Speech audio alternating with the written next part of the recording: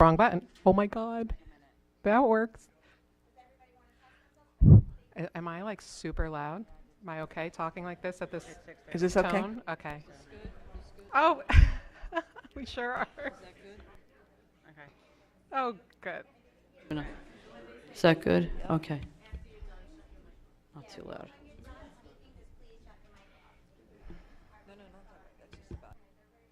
Not really, but.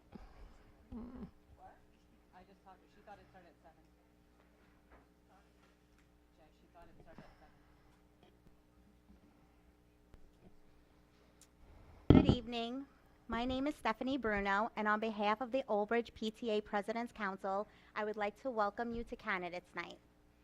Tonight, we will begin with a brief statement from each of the Board of Education candidates in the order they will appear on the ballot. There are 6 candidates running for 3 open seats with a 3-year term. Each candidate will have 2 minutes to deliver their statement. The candidates are candidate number 1, Brooke Richards Patterson. Thank you.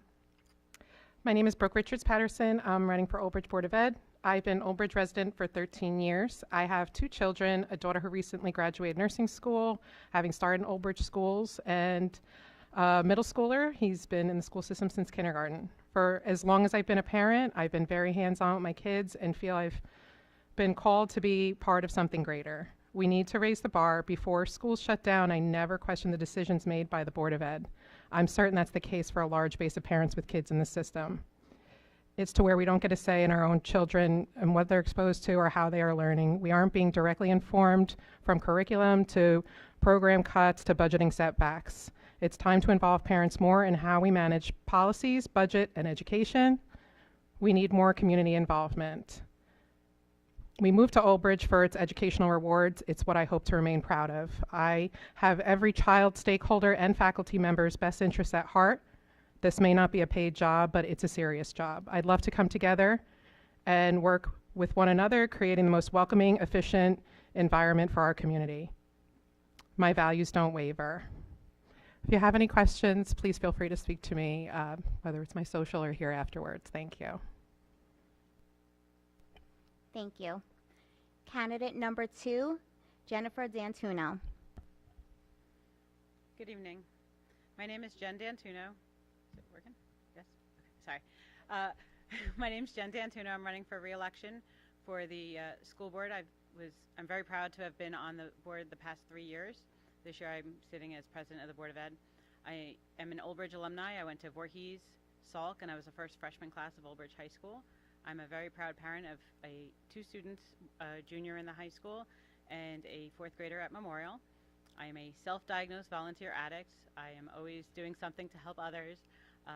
Started, with all the advocacy as PTA. I do things on the board at church. I went up to state level with the PTA and things like that. No is not really a word in my vocabulary to me. There's always a way to get things done. So I feel like there's still work to be done, so I would like to continue my work on the Board of Ed, and that's why I'm running. Thank you. Thank you. Candidate number 3, Salvatore Giordano. Thank you. Good evening. My name is Salvatore Giordano, and I'm running for re-election to the Old Bridge Board of Education. I'm candidate number 3 on the school board election ballot, and I'm asking for your vote this election season. Out of all the candidates running, I have the most experience with the administration and school district. I've been on the board for 2 terms, and experience matters a lot, as we will be selecting the next superintendent to run Old Bridge schools, and they will need to be led by board members that know our district the best. It is also important to be honest and swift with responses from citizen emails, as I have throughout the years, and I will continue to do so. This attention to the community is vital given the significant changes we will be making from our strategic planning in the coming years. During my time on the board, I've served on the negotiations committee and participated in most committee meetings where most discussions and updates in the district occur. We have had to make very difficult decisions in the past year, and I've handled them with logic and rationale rather than submitting to fear and outside forces. As a former student of Old Bridge High School, I have a unique perspective of what programs make a student successful. It is important for me to continue to help students move on to the next phase of their lives. I've always been an advocate for dual enrollment courses at the high school, along with career and technical education classes. The biggest expense of a student's life is their education, and saving them as much time and money as possible is a goal we should be striving for in the school district every day. To conclude, I want to continue serving the people of Old Bridge and to be a good representative for you and all of the residents. Make sure you vote for me, Salvatore Giordano, for re-election to the Old Bridge Board of Education, number 3 on the ballot. You can vote by mail, vote early starting October 25th, and on Election Day, November 4th. Thank you. Thank you. Candidate number 5, Marjorie Jodry. Good evening. I want to thank everybody for coming tonight. Thank the Old Bridge PTA President's Council for hosting candidates tonight. And a little bit about me. I've been a proud resident of Old Bridge since 1998. I'm grateful for the opportunities the community has given my family. My daughter attended Old Bridge Public Schools, Grissom, Salk, and Old Bridge High School, where she benefited from the district's strong academic programs. And actually, she was in the TV studio right where you guys are, including the Challenge Program, honors, and AP courses. Those experiences laid a foundation for her success, and today she's a producer, editor and writer for a major television network. She and her husband continue to call Old Bridge their home. Personally, I bring a wide range of former and current experience in public education. I started as a paraprofessional. I was a special education classroom teacher, and I was the first New York citywide autism instructional coach. I was an educational administrator for the autism programs in New York City, and I'm a board-certified behavior analyst. I'm currently working in New York City as a BCBA and an educational consultant, and I hold a BA in education, an MS in special education, and a New York State advanced certification in autism and severe disabilities from Pace University. I'm a board-certified behavior analyst. These roles have shaped how I approach my work in the Old Bridge Board of Education. I understand the system from multiple perspectives, and I always strive to ensure that every voice, whether parent, teacher, student, or staff member, is heard, valued, and respected. I value my relationships with my fellow board members, school staff, and the community. Old Bridge is more than where I live. It's my home and the community I care deeply about. It's been an honor to serve on the Board of Education, and it would be a privilege to continue that service through re-election. Thank you. Candidate number 7, Angela Cuso. Good evening. I want to welcome my opponents, and I want to thank the members of the board, the OBEA, the teachers, and the PTA President's Council for hosting tonight. I have been a resident of Old Bridge for 56 years. I have been through the whole school system here. I went to Shepherd, I went to Salk, and I graduated from Madison Central. I'm not going to tell you what year, but I did graduate. I did go to Rutgers. I also graduated from Brookdale. I have 2 associate's degrees. I have one in communications, and my other is in the art field. I am also currently a member of the Cultural Arts Committee in Old Bridge. I have 4 rescue dogs, which I'm very proud of, so I do work with local rescues. I work with a lot of disabled pets also. I try to find homes in my spare time. I am also a softball player for the Old Bridge Recreation Department. So I don't know where I find the time between that and my current job, and I've been there 11 years. I am a safety supervisor at UPS. I work my main branch is the Bayonne Hub, which is a brand new building. Right now, currently, I'm teaching driver training in the Meadowlands Hub. I've been doing this for 11 years. And I'm very proud of where I've come and how far I've come in this company because I've started as a preloader. And like I said, I have a lot to offer. My ex's children were also raised and have been through this whole school system. One thing we did instill in the children, which was most importantly education, that our fine teachers provided to myself and, of course, continue to provide to the children of Old Bridge now and in the near future. I am very, very proud that I have been through the school system, and I think Old Bridge has a lot to offer. And I believe that we need to strengthen the academic programs. We need to strengthen parent-teacher relations. I think we need all to come together, and we need to hear each other's voice as a whole, and we need to be united. Thank you very much. Thank you. We will now move into the question and answer portion of the evening. The questions were submitted by email from the Old Bridge residents and taxpayers. Due to the volume of submissions, not all questions will be asked. These questions were reviewed by a committee and shared with the candidates in advance so they could prepare for tonight. Each candidate will have 90 seconds to respond to each question. A few important reminders for tonight. When your time is up, you must immediately conclude your response. Time limits will be strictly enforced to ensure fairness. Candidates may not concede their time to another candidate.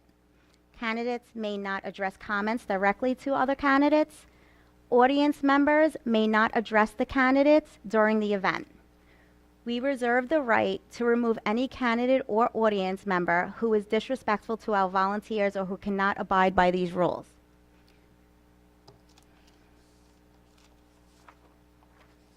Brooke, okay, you're going to go first.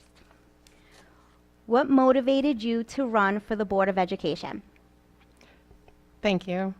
My children are my biggest motivation. They've taught me as much as I've taught them. Over the past 5 years, I've watched district families feel left out of major decisions, from administrative changes to budget cuts, and that inspired me to step up. I've watched Board of Ed members not be respectful to one another and feel we deserve better. I've heard from parents and faculty who feel silenced or afraid to speak up, and that's not the culture I want for our schools. My older child has graduated, and my younger one gives me the time and drive to get more involved. I've already volunteered and advocated at every level I can, but now I want to make decisions that truly serve all families openly and fairly from the other side of the podium. Thank you. Thank you. Jennifer? Good evening. I started 3 years ago to run for Board of Education because I was asked. A community member had asked me when there was a vacancy, hey Jen, we think you'd be a good idea if you ran for the Board of Ed. So joking with a friend, I'm like, can you believe what this person said? And they're like, no, really, we think you'd be good at it. So I ran 3 years ago because the community asked me to.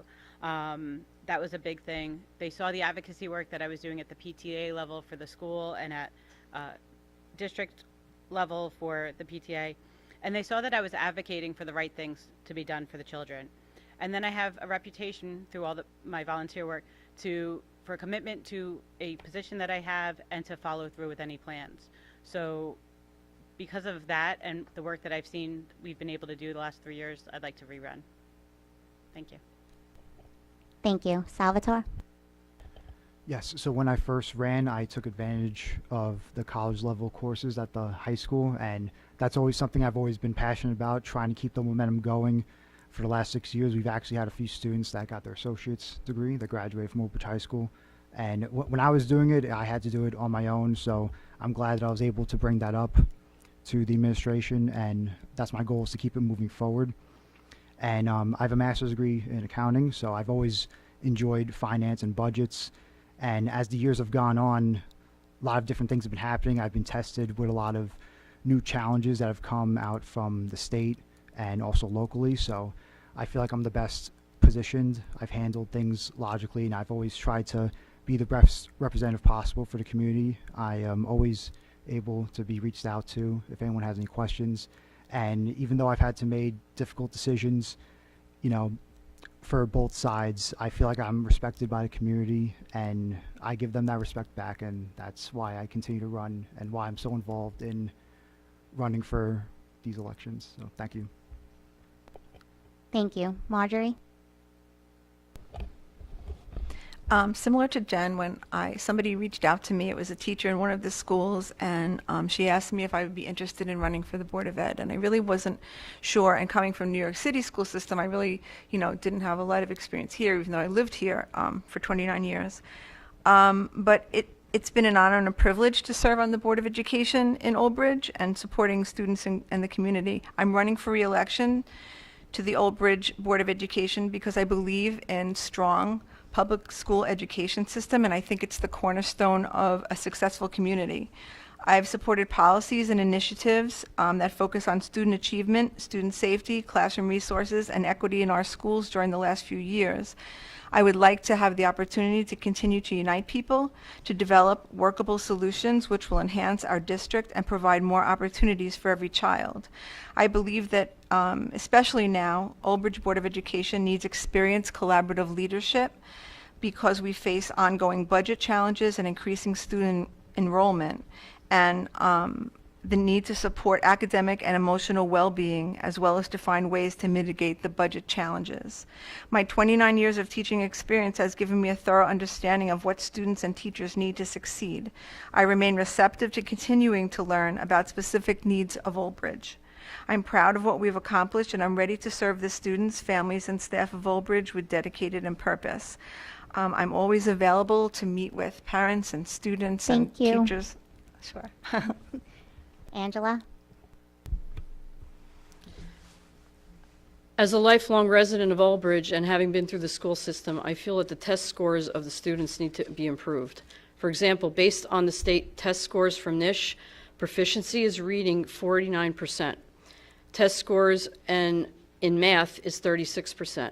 I feel that if I get elected, I will work with administration, teachers, and all of shareholders in the town so that the Board of Education can assist in raising the scores. I believe in teamwork. I believe in unity and solutions between the parents, the teachers, the Board of Ed, coming together as a whole, including the students, and listening and hearing every single side of everybody's concerns. I think that is the most important thing about being part of a team and being part of the Board of Education, that you are there to help the community. And we need to make sure that our children are getting the best education possible in the town of Old Bridge. Thank you. Question 2. What do you see as the biggest challenges facing our district in the next 3 to 5 years? Jennifer? Thank you. I think the biggest district we face, not only as a school district but as a community, is the diversity that's in town. And it's not the diversity of culture, but the diversity of polarity of one side against the other. We all represent the same people. We're all one community. We should be working together. And I think the separate polarity is something that's really tearing us apart and making things harder and making our work go more uphill than, even.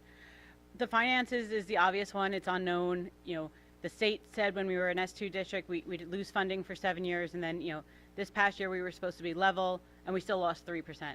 So because we don't know what the formula is, and things keep changing, the biggest part of what we're not going to know over the next 3 to 5 years is where's our finances going to be. So that's a continued conversation. And then the growing demographic. You can look in any area of the 42 miles of Old Bridge, and there are new houses and new developments and new communities popping up, and more on the plans that were put in place 20 years ago. So the growing parts of the town, as that grows, is going to be our other biggest challenge. Where do we redistrict and how do we fit everything back in the school? Thank you. Thank you. Salvatore? Yes, so we have to continue to address the state aid cuts by the state, and unfortunately the options of high property tax increases. Like I've said, the board had to make a difficult decision, and I've used the most utilitarian approach to basically do the best for all of the residents and all of the stakeholders in the community. We also have not a problem, but we also have to plan for redistricting of our schools, and we're having a meeting October 15th. I hope you all could come, give your input, which is another problem we have. There's not a lot of community input, especially at board meetings, committee meetings, for example. A lot of information goes out during those meetings, and not a lot of people show up. So when we vote on very important items, it could look like we rushed into things or things weren't handled in the best manner. And we're also going to have a new superintendent coming in this year. So like I said before, as being someone that's been on the board the longest, I feel like I'd be best to lead the district with this new superintendent that comes in. And those are the top 3 problems. Thank you.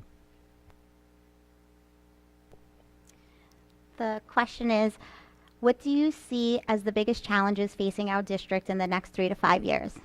Murray? All right. First and foremost, definitely is a severe budget deficit and state funding cuts that Old is facing with a 30 million something budget deficit. So largely due to ongoing state reductions under the S2 formula, we have persisted for about 7 years, and last year BOE had to actually look at half-day high school, eliminating kindergarten, and cutting middle school sports. Now, the formula doesn't consider resident income. It also factors in the overall value of our town. So including land development, not just the homes. So as Old continues to grow, the valuation has led to reduced state aid for us under the assumption that the town can self-fund itself. So part of the solution is going to be for the town and BOE to work together to ensure our schools and towns survive by accounting for financial revenue from land developments and an overdue 40-year town assessment. Because even if you cut summer school for $24K and literally cut everybody from administration, that's still like $4 million. We have $26 million to recoup. Next, we also have rising operational costs, which includes transportation, healthcare, utilities, and other essential schools. So those becoming more expensive, us having a limited revenue, it's an imbalance putting pressure when it comes to our programs and staffing. Might be a good time to explore long-term contracts, which will help stabilize costs because new vendors come with new headaches. We're also going to be facing an enrollment growth and infrastructure need at Old Bridge because with all the ongoing development, we're going to have increased student enrollment, potentially requiring new schools or expansions, which is going to require significant capital investments and long-term planning. So I'm hoping with the BOE's current project of consolidation and redistricting, we'll be in the right direction. Thank you. Thank you. Marjorie?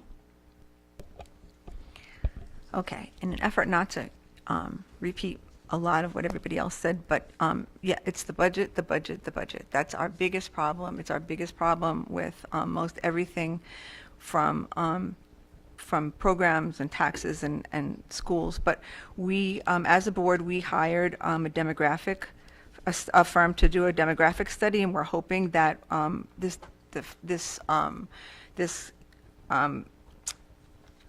this firm will help us determine whether we should do things like redistricting, or we need new facilities, or we need to combine things, or combine programs, or services, or things like that, so we could better maximize our budget. Also, the upcoming state government elections, that's going to also play a role because as of now, we have not been able to find out what the funding formula exactly is. As Marie mentioned, we don't know exactly what goes into it, so how do we work with it? In addition, another pressing issue that is coming up is addressing the transition from Dr. Bragan's interim superintendency to finding a full-time superintendent, and then to identify somebody to be hired and installed in 2026. I've taken an active and vocal role in helping guide the selection of the interim administration toward continued policies of inclusion, safety, and academic support. What else? We have to also talk about long-term strategies. Thank you. Sorry. I have so much more to say. Angela? Our biggest challenges are the budget cuts, again, and the administration and the Board of Education must work together to be more fiscally responsible as to not overburden the taxpayers who are currently overburdened with taxes, such as the recent increase. We have to be better prepared and anticipate state aid cuts. We should be focusing on all grants available, state and nationwide. Shortfalls are not being addressed properly. We need to go through all job descriptions, eliminate redundancies. For example, 3 people being paid to do the same job. I want to try to work together with everyone and come together as a community all together because we are doing this for the students, and they are the future of our community. Thank you. Brooke? Thank you. Biggest challenges facing our district. We're facing growing pains, leadership transition, rising costs, and a need for stability. Without a full-time superintendent set in place yet, teachers and families want to feel included again. Fiscal pressures are real, but so is the need for transparency. I'd like to see a forensic audit of past spending and a shared financial tracker for the board, so every member can make informed decisions without starting from scratch. Each year, new members come in. Cuts may come, but collaboration will soften the impact. Long-term planning can't wait. We need it now, built on trust and data. Thank you. Thank you. Question 3. How do you plan to support academic growth and student achievement for all learners? Salvatore? Yes, so especially at the high school, we have a great staff that teach a variety of courses. The trade options we have at the high school are comparable to some of the very high-performing vocational schools in the state. We actually discussed at our last curriculum meeting, we're going to be introducing AI for teachers and students, which will prepare them for the 21st century advances of learning.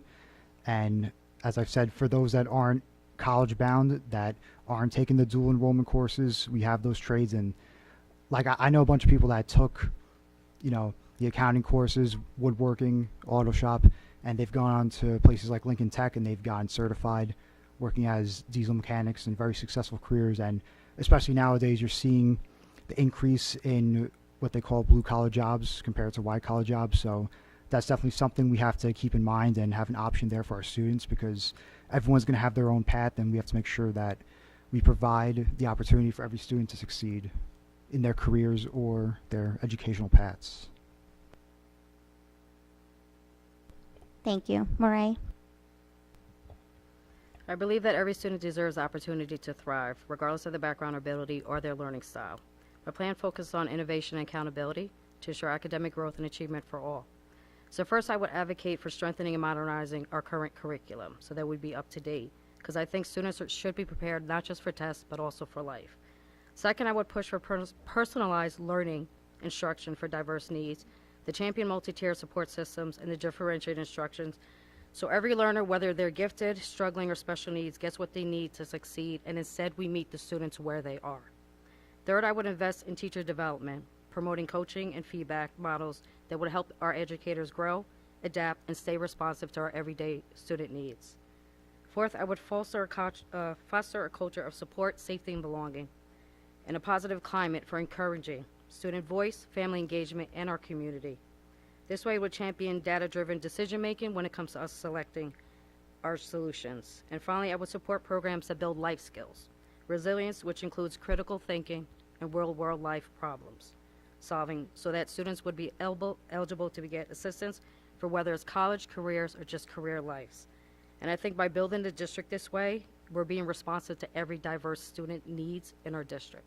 Thank you. Thank you. Marjorie? First of all, I want to say that I think we have just excellent teachers in the district, and I think we have really good programs for academic programs, college-bound students, and also students that want to pursue the trades. I think that supporting academic growth and student achievement begins with maintaining high expectations for all students. I think they need to have access to the tools they need to support them in order to meet their needs, and that includes supporting evidence-based instruction, investing in professional development for teachers, and using data to identify and address learning gaps early. I also believe in strengthening partnerships among families, educators, and the community so that every child, regardless of background or ability, has the opportunity to thrive. Thank you. Angela? We need to support every student with positive reinforcement, consequences for those who bully, intimidate, and harass HIB. Every student has a right to the same education regardless of ethnicity, sexual orientation, gender, special needs, with no exceptions. And with the aid of AI, where we should be using AI as a tool for learning and proper training on how to use AI by all parties involved. And that means the whole community needs to get involved and make sure the students have everything that they could possibly need and how to use AI correctly. Thank you. Brooke? Every student deserves a fair chance to succeed. That means supporting advanced learners and students with special needs equally. I've heard families say communication with case managers can be difficult, and I want to work with administration to improve on that, also assessing if case managers need additional support. Another thought was, I appreciate that our middle school principal, Mr. Dolan at Sandburg, used the Rutgers testing to identify and close learning gaps. I'd love to see that expanded district-wide. The earlier we intervene, the better habits and confidence our students build. Thank you. Thank you. Jennifer? So to support academic growth, I start by listening to the students. I loved what we did last year where we had the student town hall. I'd love to grow that into having more communication and maybe a parent town hall. Some of that can be done through the committee meetings and things like that where we can have feedback from the parents. But when the kids gave feedback through the student town hall, it was amazing because the kids know what they need or ideas that they have. We are, as a board, kept in the loop as far as test scores, student involvement, what are the kids' numbers in clubs and sports, and the student activity participation. I'd love to maintain our model intervention and tiered support program. Other districts come and look at what we do. With that, we meet so many of our learners where they are. I'd love and want to maintain the diverse course offering that we have. Again, like many of my co-runners, I guess, said, we have, the trades, you have the high achieving classes, and you have the special needs classes. That's what makes Old Bridge great. That's what makes people attracted to Old Bridge. So maintaining that.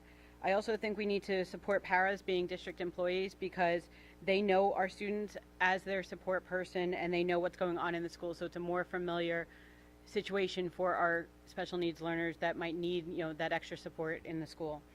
At the character ed interviews that we had, every student said that they had a reason to come to school. So Thank just you. maintaining that. Thank you. Question 4.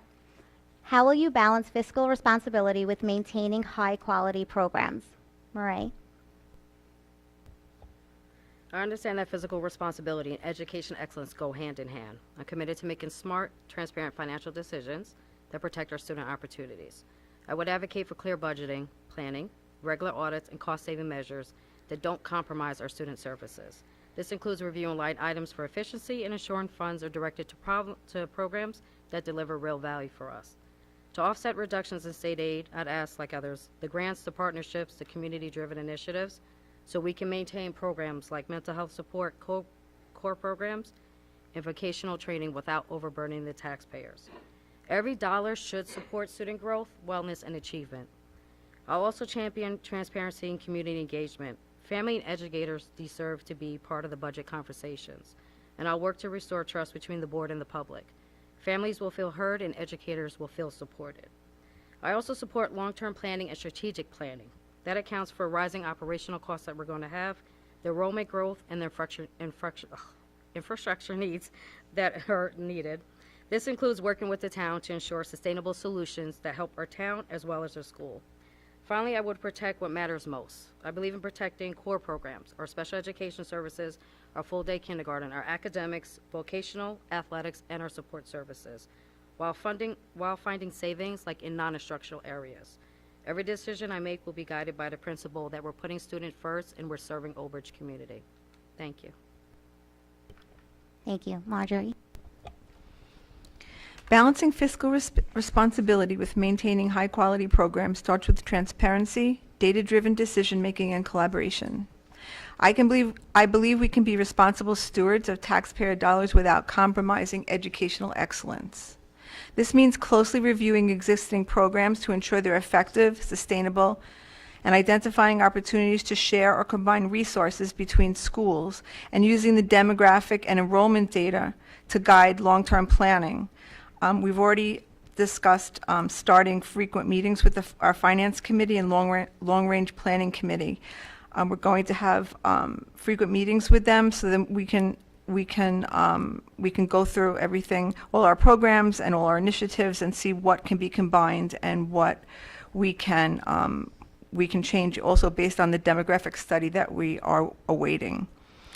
I will continue to advocate for a fair state funding formula and explore innovative approaches that allow us to provide strong academic, extracurricular, and enrichment opportunities for all students, even in a challenging fiscal environment. Ultimately, responsible budgeting isn't just about cutting costs. It's about making strategic investments that support students today while safeguarding our district's future. Thank you. Angela?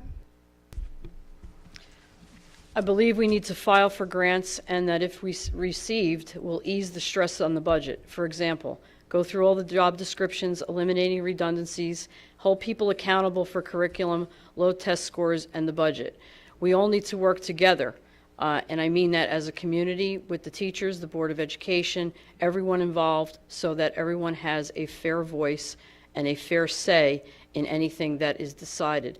I believe in also holding meetings and groups to where we can hear everyone out and hear what their ideas are as a community. Thank you. Thank you. Brooke? Thank you.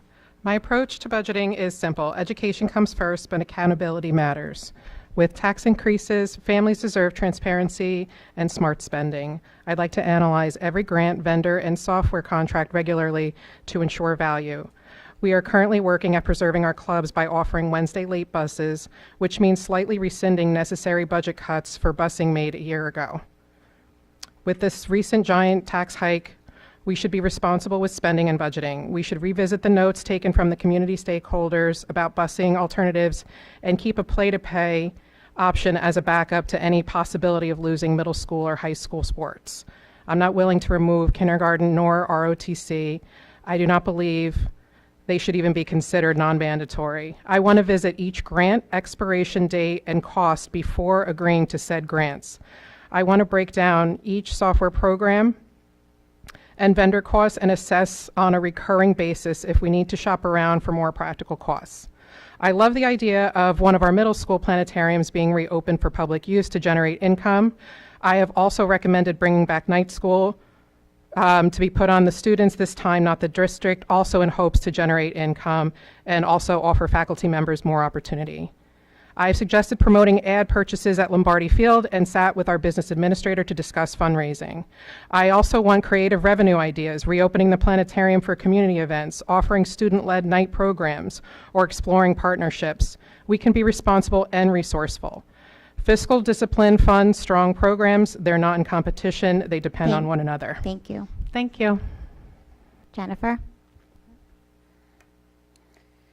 So the latest tax bump was a hard pill for everyone to swallow, but it should have bumped our baseline quite substantially. And so as long as costs don't grow exponentially, we should be in a good place to avoid any drastic cuts. We've discussed drastic cuts in the past because we had options on the table that prevented us from doing so.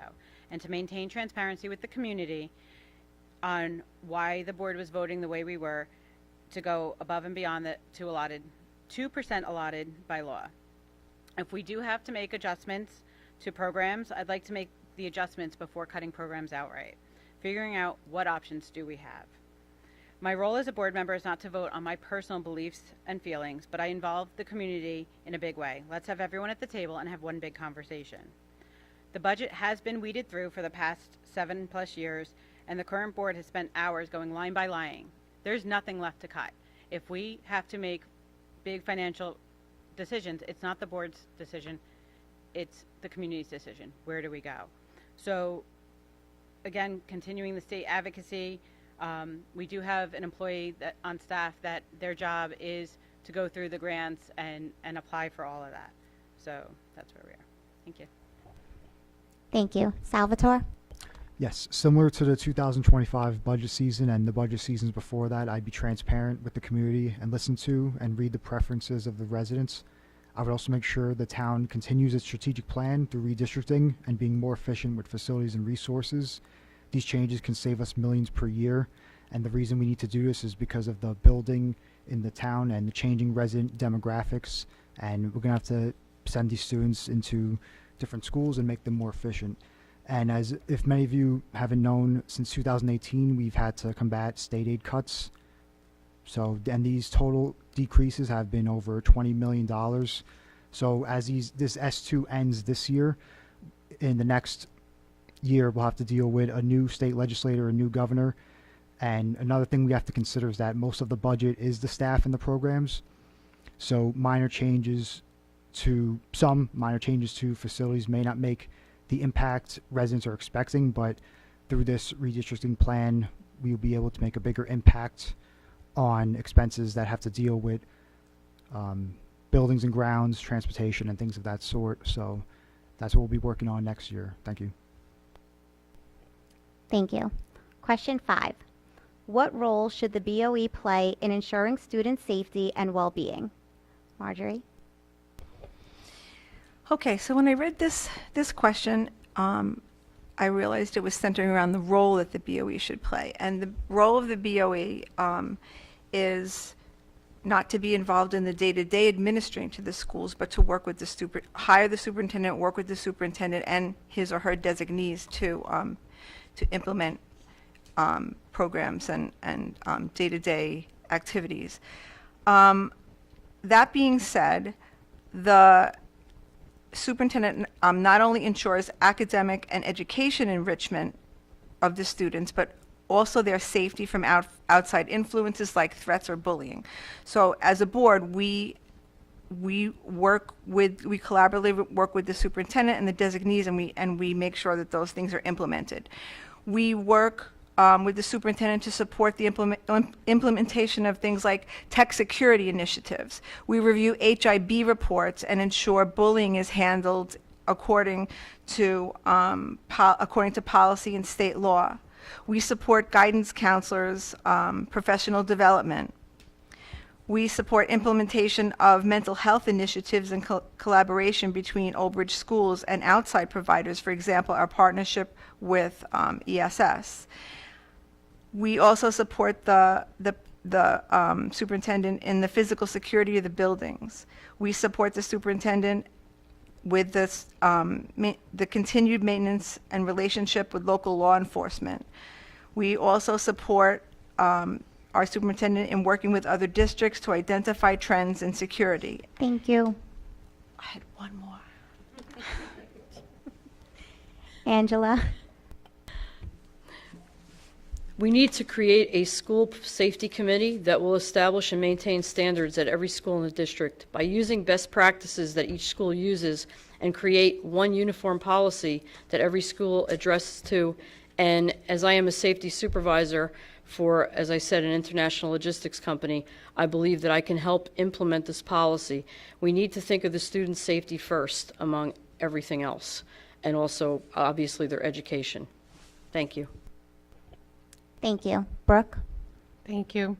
The board's responsibility for safety goes beyond approving HIB reports. It's about staying connected, reviewing state recommendations, working closely with counselors and administrators, and ensuring our policies reflect the realities students face. Every child deserves to feel safe, supported, and protected, physically, emotionally, and socially. Thank you. Thank you. Jennifer? I'm going to echo what Marjorie just said. With the role of the BOE, our job as BOE is to hire and stay in tune with the superintendent. That's our one employee. We do decide on curriculum and policy within the district. That's the other role of the BOE. We can only ensure that we have policies in place, that the superintendent has the proper employees, such as security guards at every school, continued relationships, that the superintendent has continued relationships with the police department, that they're working relationship with other districts on trends, and have policies in place to allow safety protocols are taking place. The Board of Ed can help with the creating or implementation of curriculum around AI safety, internet safety. Our health curriculum teaches about personal safety, drugs and alcohol safety, and then the HIB reports is the other part of the BOE role, is we read those and make sure that they're being followed and adhered to in a timely manner. Thank you. Salvatore? Yes, so safety is a top priority. In fact, when we went to the workshops in Atlantic City, they had a detective and a superintendent showing a program about equipment and services, and we've already had them in Old Bridge, so that's something we've always been ahead of the curve on. When it comes to students' mental health, we also have a lot of resources for them that may have not been available for other students in past generations or past years. And so safety physically and safety of the mind is very important for students to get the best education possible and be able to focus without worrying about outside things. And as you've seen recently with the places that our students have been going, I think it's a credit to the security they feel coming to our schools and the confidence they have in their staff, their teachers. Thank you. Thank you. Murray? I believe the BOE plays a critical role in ensuring our schools are safe, inclusive, and supportive for all our students, for their well-being, and to be central with the decision. So while administrators and staff manage daily operations, the BOE sets the vision, policies, and accountability structures that shape how safety, mental health, and equity are prioritized throughout our district.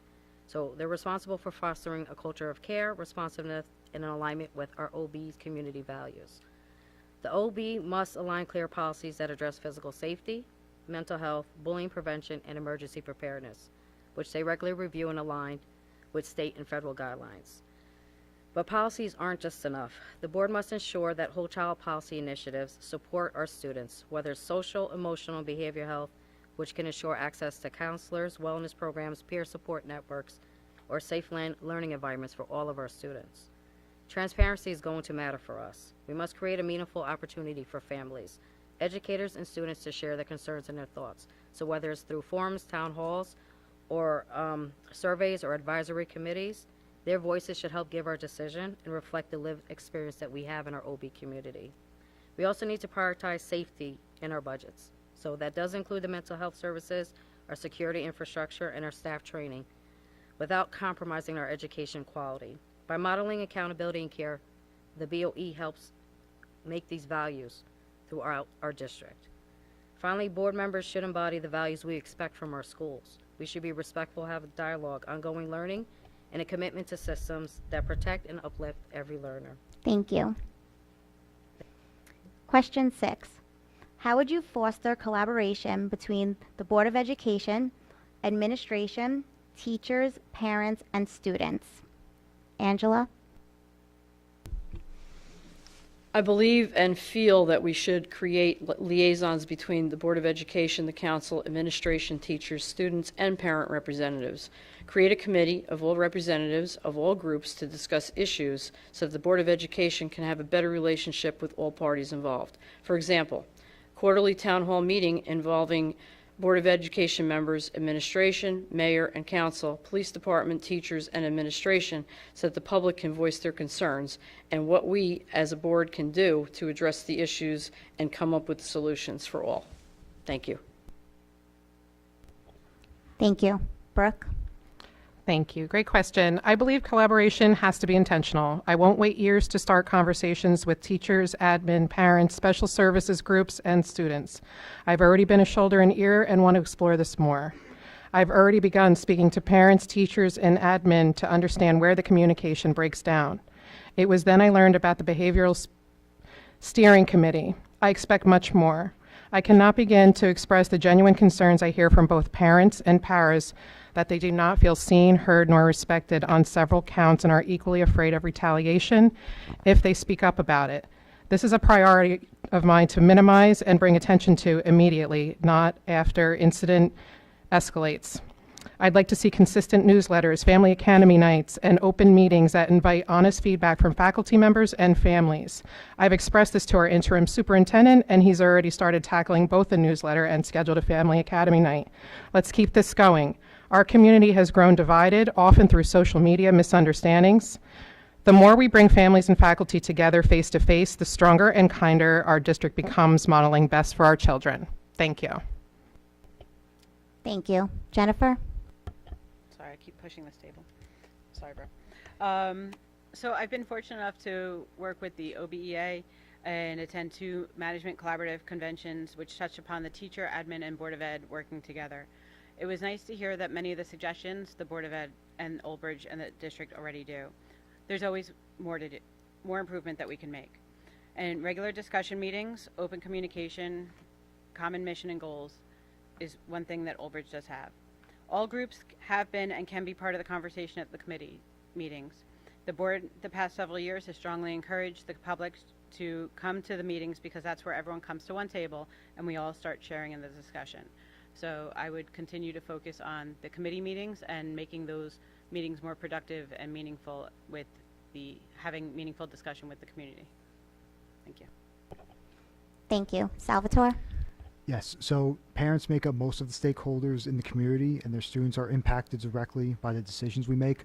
So personally, when I get emails from them, I consider whether they're a parent, have a student, what grade are they in, what impacts them the most. They are the first concern of a Board of Education member. Educators provide institutional support and insight that helps the board and administration make informed decisions. So they are also a valued voice. We have a lot of communication with the teachers. They provide us a list of things every year. We just went through negotiations, so me personally, I was on the committee. I was able to hear a lot about what they needed, what their goals were going forward for the next few years. So both of those types of stakeholders have to be used together to shape the direction of schools. We also have a lot of surveys that go out for many initiatives, so we get a lot of input from parents and students. And of course, we listen to them and make the best decisions for everyone involved. Thank you. Thank you. Murray? As a lifelong resident, a parent, an employee, and an advocate, I've always seen the powerful collaboration when everybody comes to the table. Not just to listen, but to also participate. In order to be truly effective in cross-collaboration, everyone needs a seat at that table. If elected to BOE, I would prioritize open communication, respectful dialogue, and collaborative problem-solving across all levels of our school district.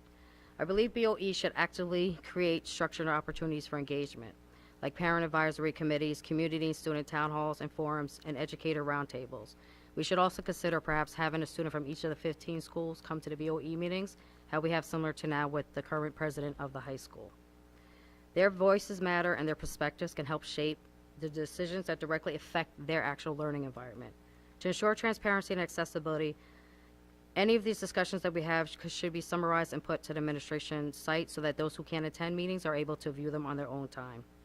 I also suggested before a tool like a BOE suggestion box, where it's secure, accessible, and anonymous, so that this way educators, parents, anybody from the community, and students can share ideas and concerns without fear or hesitation.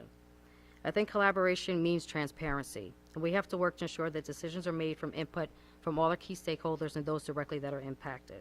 So whether it's through the surveys, parent-student surveys together, advisory groups, or simply just sitting down together to talk, everyone's voice matters. And I think our schools are the heart and vitality of Old Bridge, so that we need to be a one unity front when it comes to helping our schools. Thank you. Thank you. Marjorie? I think collaboration starts with mutual communication and respect. I believe the Board of Education, administration, teachers, parents, and students all share the same goal. We want to help every child succeed. We are continuing to encourage and invite all stakeholders to attend our committee meetings. As Jen said, we talk about so many things there, and oftentimes we hash through differences of opinions and different viewpoints there. And by the time we get to a regular board meeting, we've already come to a mutual agreement or understanding. We encourage people to come to board meetings. We have presented surveys to parents and students, and also staff members to gather additional information. And when we listen to understand and work together, we make better, more informed decisions for our schools. As a board member, I'll promote open dialogue, transparency in decision-making, and opportunities for all voices to be heard. Thank you. Thank you. Question 7. What experience or skills do you bring that will strengthen the Board of Education? Brooke? Thank you. While I don't think how long you live here warrants your experience, it doesn't hurt either. I've become very involved, scheduled meetings with our business administrator, met with our interim superintendent, attended committee meetings, town council meetings, gone to Trenton twice this year alone, and educated myself on policy and needs every spare chance I get. I've managed teams, systems, and outcomes in healthcare, an industry that demands accountability, compliance, and compassion. Those same skills translate directly into educational governance. Board of Ed is not just about policy, it's about budgets, oversight, and ensuring resources truly serve students. I already advocate for those depending on public service. I understand how to mobilize and inspire support from fundraising, driving engagement, and building consensus around a mission. I don't just bring technical skill, I bring heart. I understand what it takes to balance family realities with institutional decisions. Thank you. Thank you. Jennifer? My big focus this year on the board has been one discussion group, not multiple. I don't want to be a district where one hand doesn't talk to the other. In January, this board had a strong start of collaboration as our goal, understanding the budget more and really looking to where we are as a district. This year was the most meeting hours discussed for the budget so that the board can better understand the ins and outs of the finances going on in district. The board has carried that over to the long-range strategic planning meetings that now are regularly scheduled for the future of the district, not just to be reactive to the news and changes. I've created a strong network with local PTAs, regional and state level, and the skills I bring to the table are talking to people and being able to explain and translate things into general conversation, making examples that people can comfortably grasp. One of my biggest things that I have with me is the support of my family. And I'm going to give a shout out to my daughter who's spending her birthday here. So, if that doesn't scream support from my family, then, yeah, whatever. Thank you. Thank you, and happy birthday. Salvatore?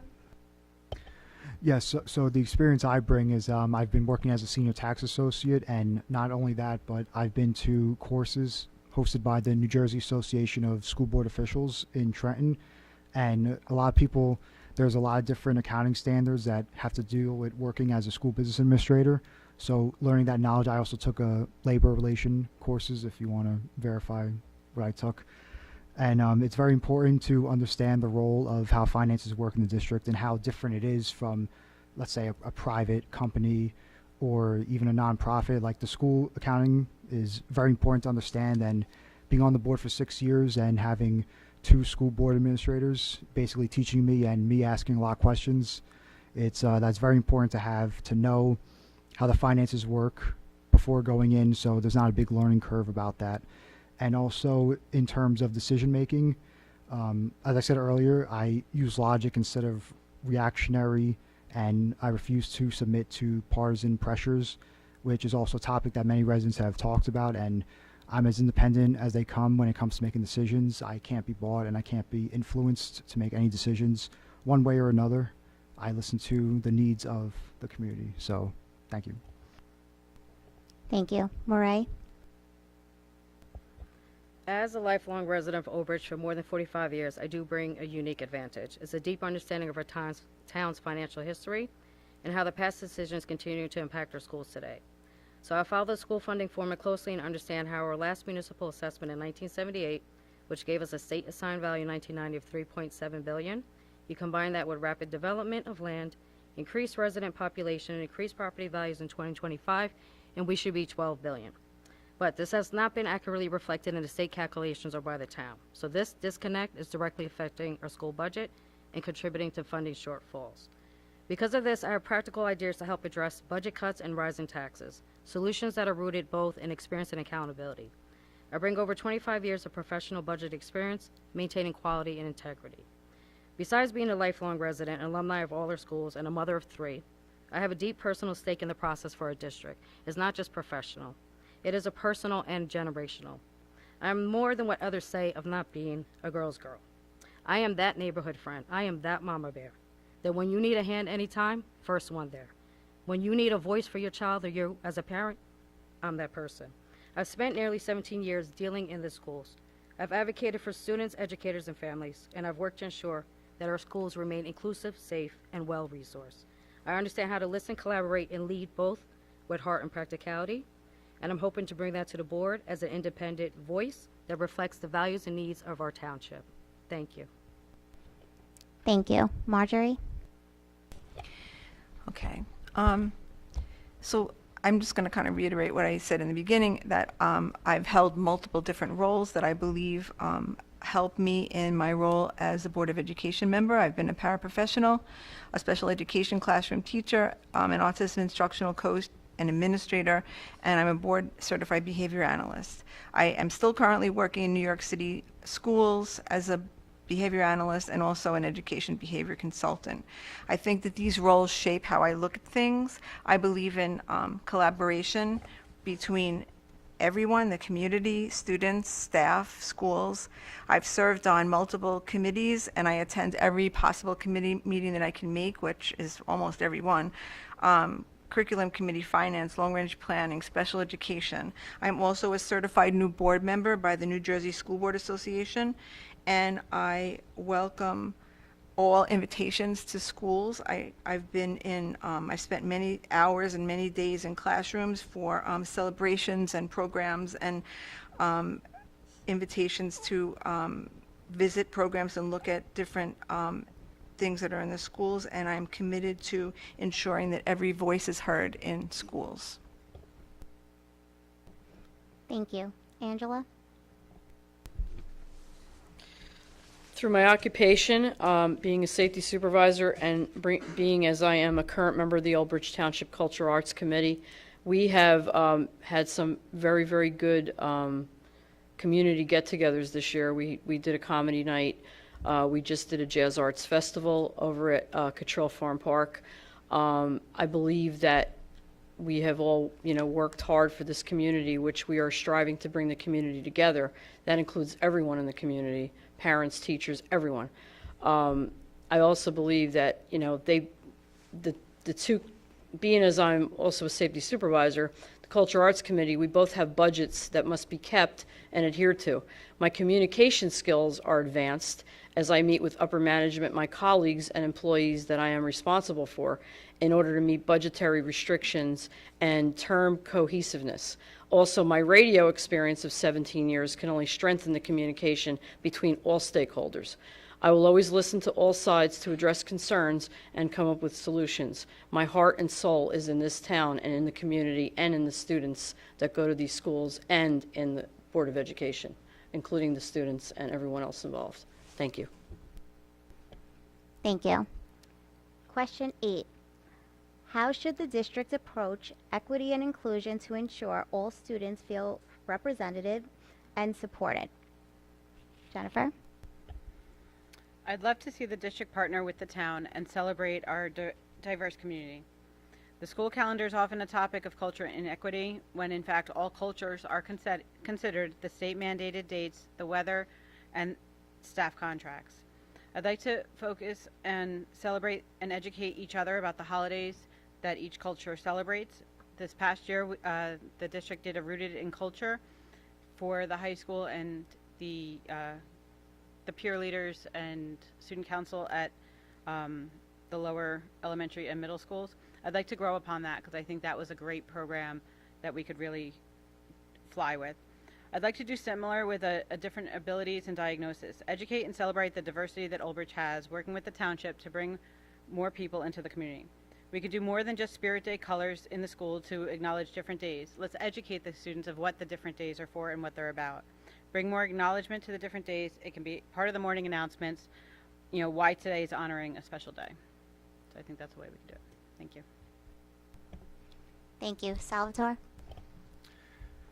Yeah, so I was also at that Rooted in Culture event, and I graduated in 2018, and in the few short years that have passed, a lot more country and nationality clubs have come about. So people are they're open, and they feel comfortable with sharing their nationality, their traditions, and their heritage. Thanks to advocacy groups like SEPTA, CPAG, we've had more classrooms created for our special education students, providing them with opportunities that they never would have had if the community didn't step up and come together to make that possible. So I feel like those two aspects of student life have really evolved, and we're trying to continue to do that. And I've always been open to anyone's opinion and anyone's heritage and culture. Actually, people bring that up more than you'd expect when they email me, because its values and heritage are very related to how their perspectives of learning are. So that's just something I'd like to continue. Thank you. Thank you. Murray? I believe every student deserves to feel seen, heard, and supported. Equity and inclusion aren't just the buzzwords. They are the foundation of a school system that works for everyone, and a foundation that I had when I grew up here in Old Bridge. Our district must take a proactive approach to ensure that all students, regardless of race, ability, background, ways of learning, economic status, or identity, have access to high-quality education and feel a true sense of belonging. That means reviewing policies through an equity lens, expanding inclusive practices, ensuring that our curriculum reflects the diversity of our community, the diversity of our needs of our students and our educators. We must also strengthen support systems for students with disability by honoring the principle of LRE, least restrictive environment, and ensuring that every child receives the services they need and we meet the student where they are. As mentioned before, I'll advocate for the open forums, advisory groups, and student-led initiatives that gives a voice and seat at the table to speak and be heard. Whether through surveys or simply sitting down together to talk, we must listen and act with empathy for every student, educator, and family. Equity means removing the barriers to education, and inclusion means celebrating the differences in the learning styles and the academic needs. Together, they can create schools where our students can succeed, not just academically, but socially and emotionally. That's the future I want for Old Bridge. That's the future I grew up in, and that's the future that Old Bridge deserves. Thank you. Thank you. Marjorie? Well, I too got to attend Rooted in Culture. It was awesome. We got to learn about different groups of students' culture. We learned about different foods. We learned about different traditions. They tried to make us dance, but that wasn't really successful. But it was awesome, and I think the students really loved sharing their different cultures and backgrounds, and we loved being there. Also, as Sal mentioned, SEPTA and CPAG, they're just pillars of our community, and they assure that all students feel represented and supported. I believe in building and maintaining school environments where differences are acknowledged and respected, voices are heard, and everyone feels safe, valued, and heard. Every student needs to experience recognition and understanding and respect in our educational institutions, regardless of their personal background, ability, identity, or financial status. The implementation of those principles in schools establishes educational spaces which enable all students to succeed both academically, socially, and emotionally. I'm trying to beat the clock. The educational preparation of students for future success includes their readiness to enter a world and workforce that continues to grow more diverse and interconnected. Our district's continued support for these initiatives serves to elevate marginalized voices while developing essential skills of empathy, critical thinking, and collaboration. This is not about politics, as some would like to make it. It's about preparing students to be respectful, informed, and engaged citizens in a diverse society. Did I do it? Okay. Thank you. Angela? Administration also has to lead by example. Everyone must be treated with the same respect regardless of the position that they hold. We need to hold workshops for teachers and staff, Board of Education members, students, etc., so that everyone is on the same page, working together. We need unity and solutions, not just thoughts. We need to follow through and make it happen for everyone in our community, and that includes everybody. Thank you. Thank you. Brooke? Thank you. The best approach begins with listening and data, not assumptions. We should regularly gather input from students, families, and staff, then use that feedback to guide measurable changes in policies and resources. Equity isn't just about cultural inclusion, it's also about access. Advanced coursework, extracurriculars, special education services, and enrichment programs must be equally reachable for all. This means removing barriers tied to language or disability and proactively inviting family participation. Teachers and staff should have continuous training and be able to model how to respect one another from kindergarten to senior year. When respect and representation become everyday practice, students thrive as themselves and learn to value others. Thank you. Thank you. Question 9. What is your vision for extracurricular and enrichment opportunities in our school? Salvatore? Yes, so as I mentioned earlier, we have to continue offering career and technical education courses that not only provide certification, but they provide real-world experience to students that are going into the trade-bound, career-bound, and those that are going in the college-bound. We have to have more advanced placement classes and the exams, because I don't think a lot of students notice, but you don't have to take the class, you just have to take the exam. So we have to be giving more attention to that so that these students can take it, and then they could, because right now the program with the dual enrollment with the associate's degree, only a few students can get into that. So we have to make it more straightforward about how to get these credits. I've tried bringing that up in the past years. Some teachers have helped me do that at the high school level, so I'm happy I was able to do that. But everyone that graduates to high school either has to be going straight to college in the field they have to go to, they can't be undecided, or they have to be going into a trade or career path, and they have to be ready to go and have the confidence. They can't be wasting time and money going into something that they're not sure of. They have to have the preparedness necessary to go forward. So that's how, and not only that, we also have a very robust theater program. Those kids are very talented, so there's a path for everyone, whether it's the arts or the sciences, anything like that. So that's what we have to continue doing. Thank you. Thank you. Murray? I believe that education doesn't stop at the classroom door. Extra activities and programs are essential to helping students discover their passions, build confidence, helping creating well-rounded school environments, and develop life skills that prepare them for the future. Sorry. I always think people can't hear me. My vision is to ensure that every student, regardless of their ability background, has access to diverse, high-quality opportunities in the arts, music, athletic, electives, vocational leadership, and life skill services. These programs should be inclusive, engaging, and responsive to student interests. I'll advocate for expanding offerings during and beyond the school day, including clubs, competitions, mentorships, and dual enrollment options like those that we currently have. I'll also push for removing barriers to participation, whether it's the transportation that got cut, the fees, or scheduling conflicts, so no child is left due to any circumstances. I would also ask to bring back to the table the creation of the all-inclusive park for our children, the students. Extra activities enrich students with disabilities by fostering social connections, building confidence, and supporting emotional behavior growth. With that right accommodation, these programs can offer inclusive spaces for our students and beyond the classroom. In past research, it does show that extra activity involvement boosts the academic performance of students, their attendance, and their emotional well-being. These programs aren't extra, they're essentials, and I want our schools to be places where the students are connected, inspired, and empowered, and together we can offer that. It shouldn't just be a promise, it should be given to every student. Thank you. Thank you. Marjorie? My experience as a special education teacher has taught me that inclusion isn't just about access, it's about belonging. Every student, regardless of ability or social challenge, should have the opportunity to experience a full, well-rounded education, and this isn't always the case. That includes academics, the arts, athletics, and extracurricular activities.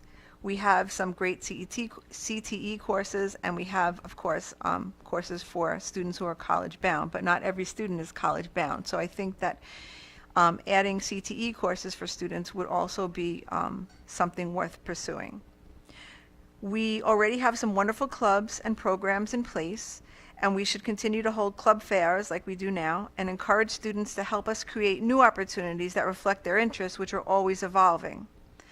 While participation may look different for each student, every student who wants to be involved should be encouraged and supported to do so.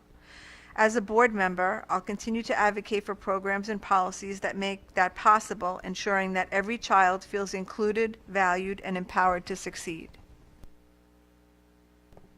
Thank you. Angela? All opportunities are for all, not just for a select few. Hold the student activities fair annually for all students, all schools. Ask the students their ideas and what they would like out of their education to be well-rounded for their future. I would like to see this happen. I would like to push for this to happen. I think it's important that we get the students' ideas and we listen to everything they have to say, not just assume. We need to hear their voice. Thank you. Thank you. Brooke?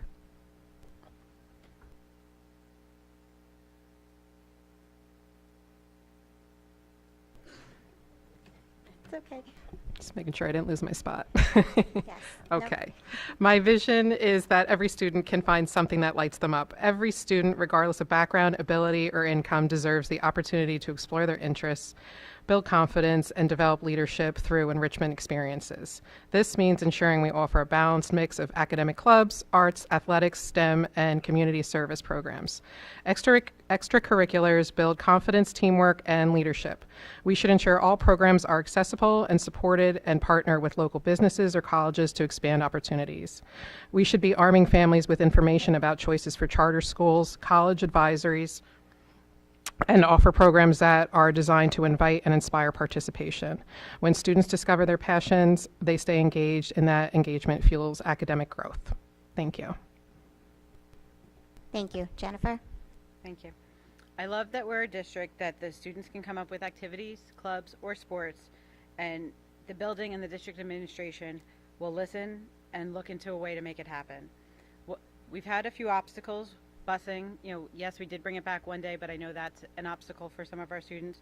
And then Another one is for our differently abled students, challenging finding staff members being able to stay after to make those sports and activities inclusive. Moving forward, that's an ongoing discussion on both ends and, working ways to see how to overcome them. Elementary has started with a K-Kids program, in quite a few of our districts. Those have evolved, but I'd like to see more opportunities that, where students can participate. It's a conversation, it's not a directive.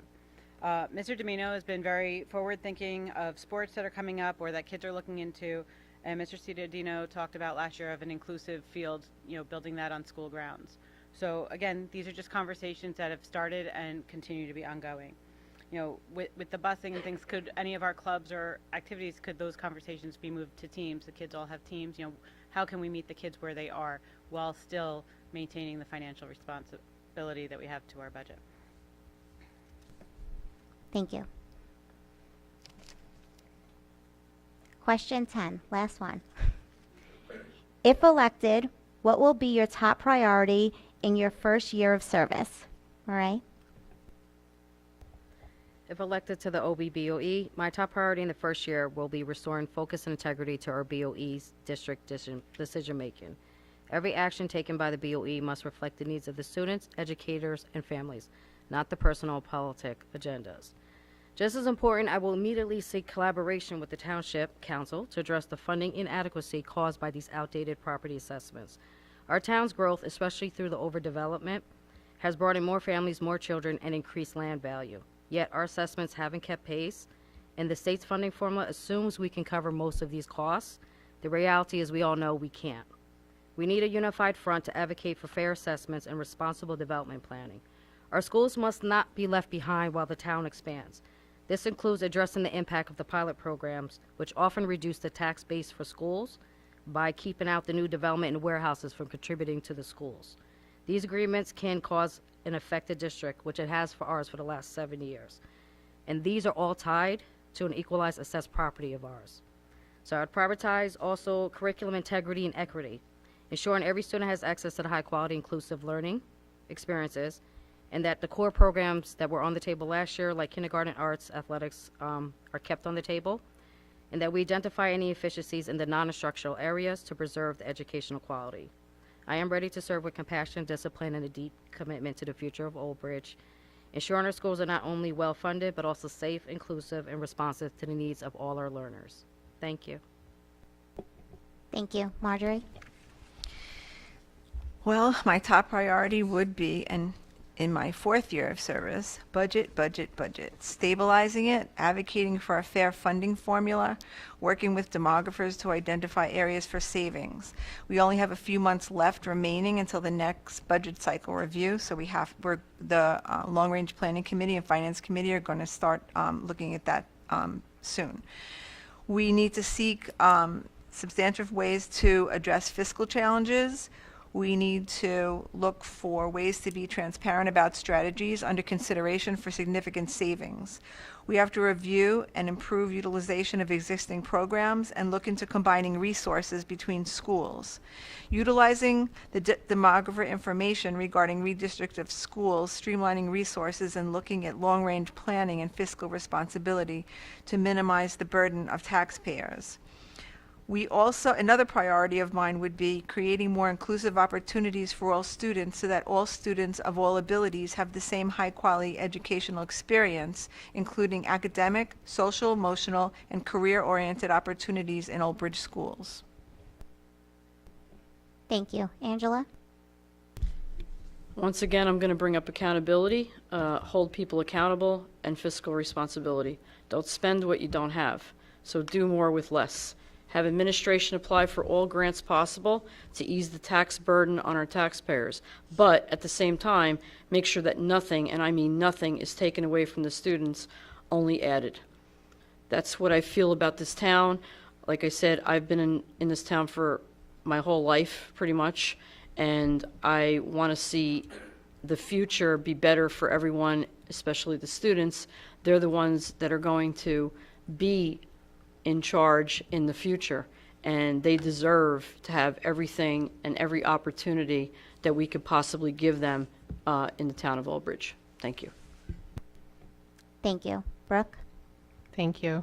My first priority is listening, really listening to our staff, administrators, and families. I want to understand their needs directly, not filtered through reports. Direct communication is my priority with stakeholders, and I don't want to take admin's word for happy employees. I want to get to know the needs and the dreams of employees directly. Then I'll focus on transparency and community involvement, making sure more families know about and attend committee meetings, which to me are so informative yet informal. That's where trust is built, and I'll dig into the budget right away to identify where we can save, strengthen, or rethink spending. A good board member connects people, not just policies. These are my thoughts to bring together faculty, not just educators, by the way, and with the community. And before I wrap up, I do want to just wish everybody the best on this panel. This is 6 of us volunteering out of the entire district, out of the entire town. We're giving up our time, we're volunteering our time, and so kudos, I think, to all of us on this panel. And I really want to thank the PTA President's Council for making this fair and respectful and offering this opportunity to our district. Thanks. Thank you. Jennifer? The past 2 years, the project that I've been very passionate about has been trying to get to working together with the town and strengthening that collaboration. As I've said before, we are all representing the same people, one community. So I'd like to strengthen that. We were able to have 2 meetings this year. Would like to keep those more often and more information coming through them. So that would be a big part of if I was reelected. And then the long-term strategic planning, is a big focus. What's the district going to do? We have aging buildings. We have more people moving in. The redistricting is the big focus, this coming year. Thank you. Thank you. Salvatore? Yes, so 2026, there's a lot of opportunities for the town to get involved with redistricting of the district. Where, like I said, October 15th, we're going to have our long-range strategic planning meeting, and Perez Somjan is going to go over a lot of those ideas and a lot of that. And I would also continue the transparent communication with residents as I've done for the last 6 years. It's very important because a lot of people, not saying people on this board, but a lot of politicians, they do the photo ops and they just go out for show, but they don't communicate well. I feel like I've communicated very well with the residents, so I'd like to continue that. And of course, I would also set a great and stable relationship with the permanent superintendent that we choose and the district. It's very important to continue the tradition of sustained parent and student involvement with their schools and their superintendent. So that's what we're trying to replace, and we're trying to go forward. And inevitably, I know this is probably going to end up on Facebook, and so please, if you have any questions, you have to email me directly at sgiordano@obps.org. Thank you. Thank you. We would like to take this opportunity to thank each Board of Education candidate for being here tonight. We truly appreciate your time and dedication to the children of Old Bridge, and we wish you all the best of luck in the upcoming election. A special thank you to Mr. Gajewski and the Old Bridge High School TV crew for their support this evening. Thank you, guys. We also we also thank the Old Bridge Education Association for providing refreshments and the Candidate Night Committee for their help in organizing this event. Thank you to everyone who joined us tonight. We hope this program has helped you make an informed decision ahead of Election Day. Please remember to vote by mail-in ballot, early voting, or in person at your polling place on Tuesday, November 4th. Have a great evening.